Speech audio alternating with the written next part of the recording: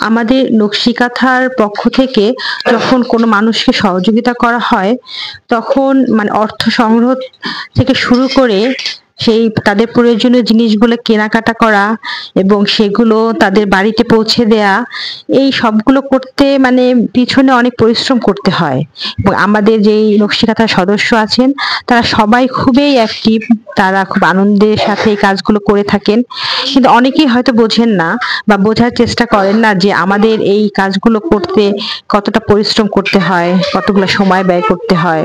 কিন্তু তারপরও আমরা চেষ্টা করি সবসময়ই যে মানে আমাদের যত কষ্টই হোক না কেন আমরা একটা মানুষের পাশে যেন দাঁড়াতে পারি এবং তার যে প্রয়োজনীয় জিনিসগুলো আছে সেগুলো যেন আমরা তার বাড়িতে পৌঁছে দিতে পারি।